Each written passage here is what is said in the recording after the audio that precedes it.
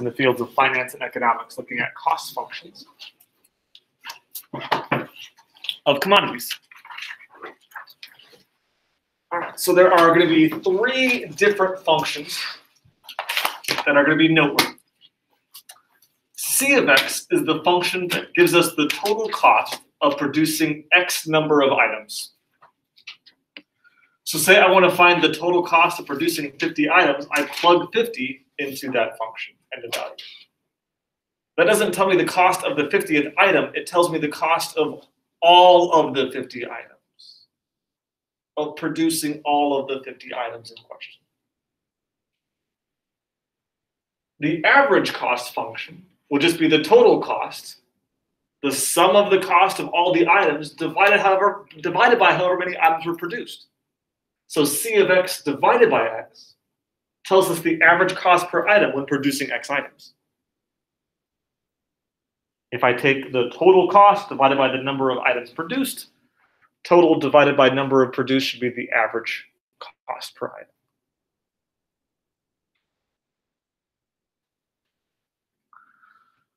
Now, marginal cost. Marginal cost is the additional cost of producing the next item. The marginal cost is the cost of producing one additional item. I can find marginal cost or approximate our marginal cost by taking the derivative, because the derivative is the rate of change. How much is the cost changing by for item X? That would be the marginal cost. Here on this graph to the right, let me come over here.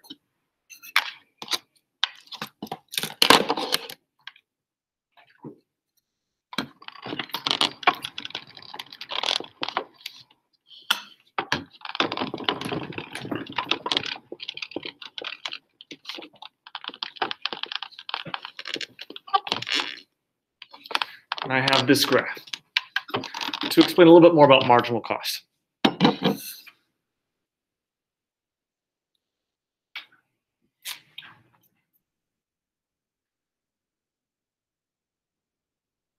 All right, so say I want to find the marginal cost for item X. That would be the additional cost required for the next item.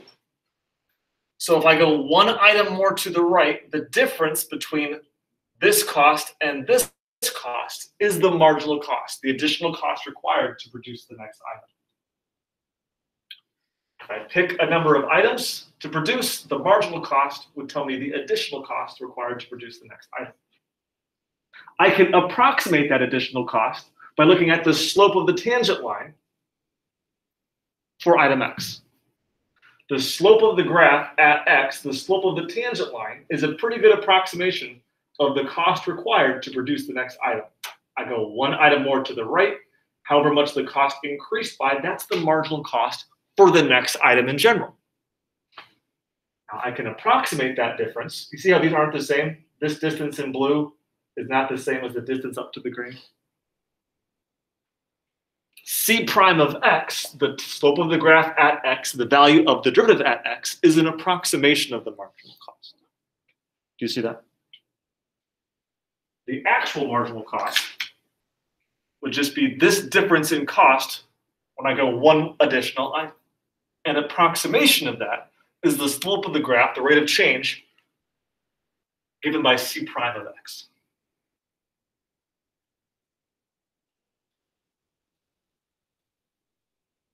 Marginal cost is the additional cost to produce one more item.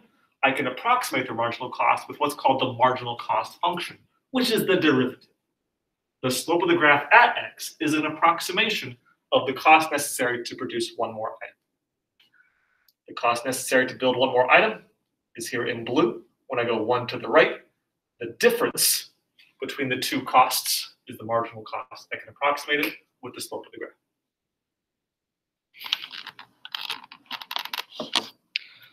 All right, so let's try this. Say I have some cost function, C of x equals 0.2x cubed minus 6x squared plus 80x plus 50. This is going to give us the total cost of producing X number of cars. Let's play around with some of these cost functions and investigate more about the cost of producing all these cars.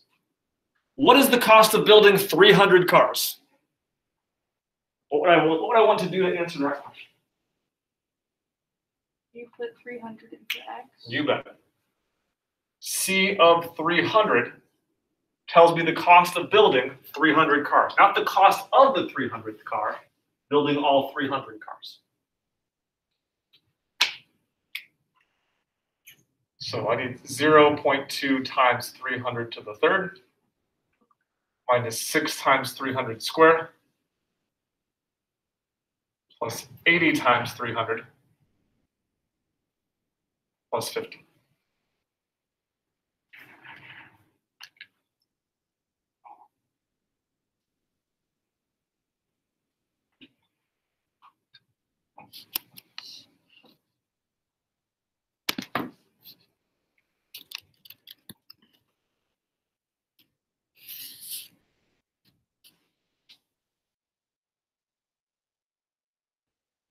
When I type that into a calculator, I see $4,884,050.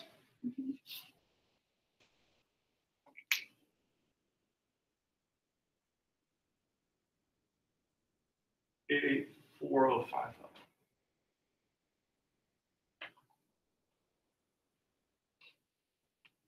To build 300 cars costs about a little less than $4.9 million. Now, I want to find the average cost function and find the average cost when producing 300 cars. Let's build the average cost function. Average would just be the total cost divided by however many items were produced. So take the C of X function and divide by the number of items produced, which is X. So average cost would be C of X divided by X. So that is going to be 0.2 X cubed divided by X minus 6X squared divided by X plus 80X divided by X plus 50 divided by X.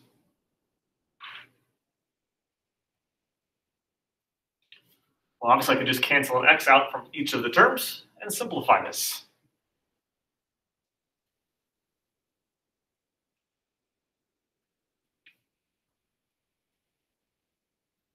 So 0.2X squared minus 6X plus 80 plus 50 divided by X. There is the average cost function to find the average cost of producing any X number of items.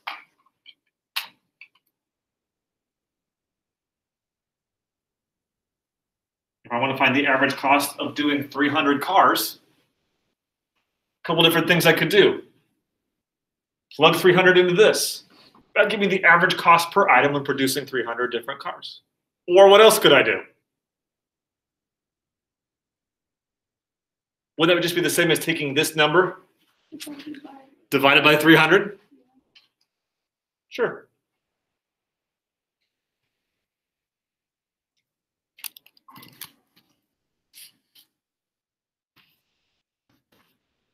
I get 16,280, about 17 cents.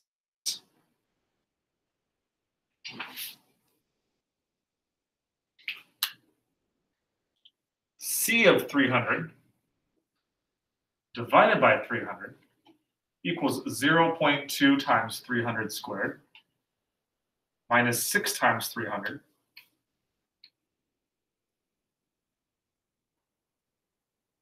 plus 50 divided by 300. Oops, I forgot the 80. Plus 80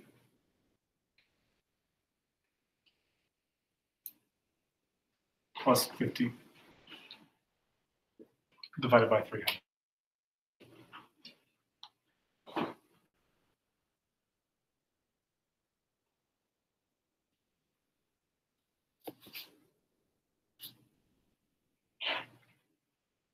And simplifying that gave me about 16,280 and 17 cents.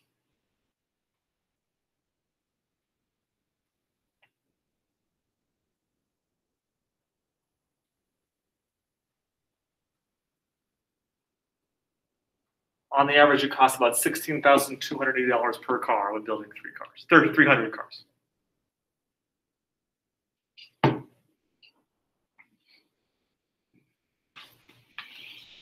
Okay.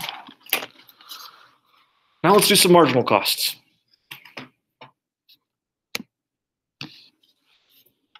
Find C prime of 300 and interpret. So let's first build the marginal cost function, which is the derivative. Margin means rate of change. How much is the cost changing from one item to the next? Rate of change indicates derivative. So let's find C prime of x, the marginal cost function, by just differentiating the cost function C of x. So 0.2 times the derivative of x cubed is that 0.6 x squared minus 12 x plus 80.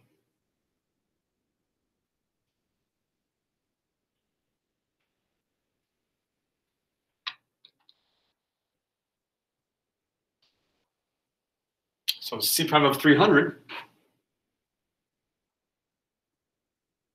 is going to tell me the marginal cost, the cost to produce the 301st car, one more item, when I plug 300 in this function. 0.6 times 300 squared minus 12 times 300 plus 80.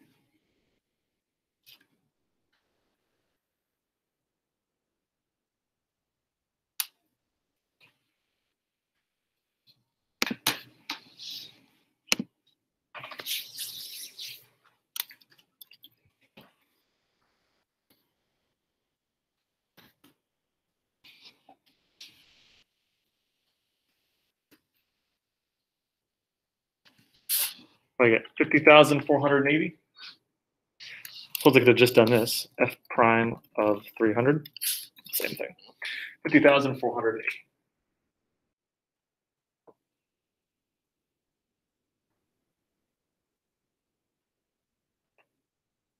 Now coming back over here, what does that dollar amount mean in context? C prime of x, the marginal cost function, is an approximation of the cost necessary to make one more thing. The actual cost, the actual marginal cost, is just the difference in price between the item we have and the next item. I can approximate that difference by looking at the slope of the graph at that point, the slope of the tangent. This distance in blue is approximately the same as this distance from here to the green.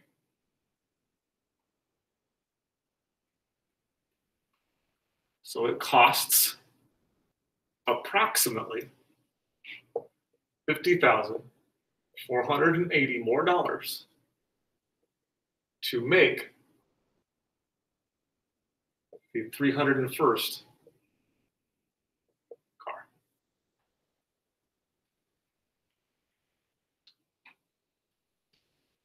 Costs about that much to build the next car, the 301st car, since we were finding a C prime of 300.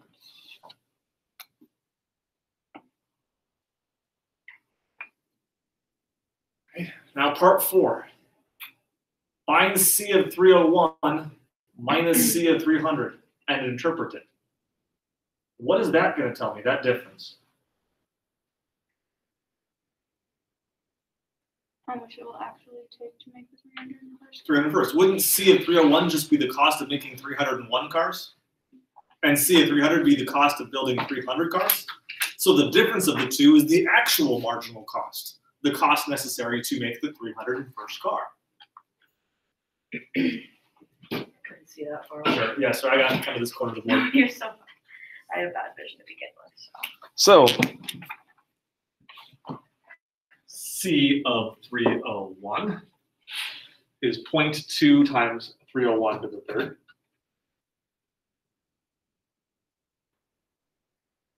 minus 6 times 301 squared plus 80 times 301 plus 50.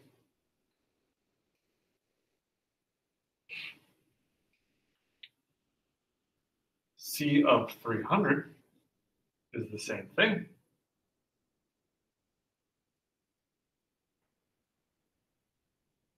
Plugging in 300 for x.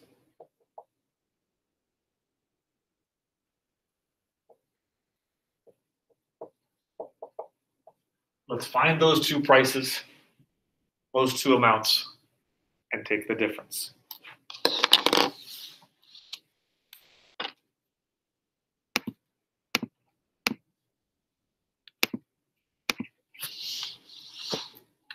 Point 2 times 301 to the third.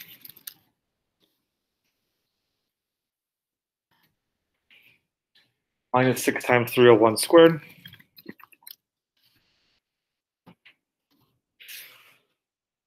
Plus 80 times 301 plus 50.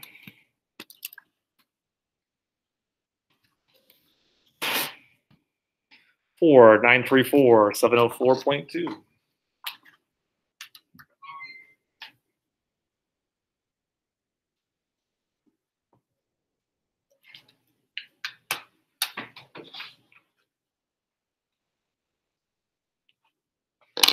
Now let's do the same thing, but make these 300s.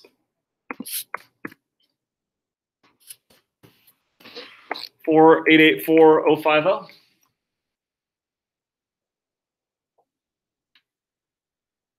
suppose we already had that one. What's the answer from this? Now I need one minus the other.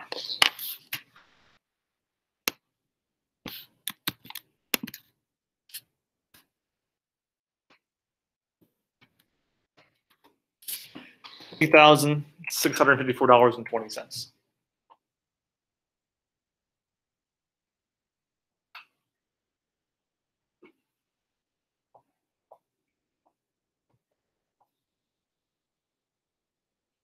Roughly the same as part 3, right?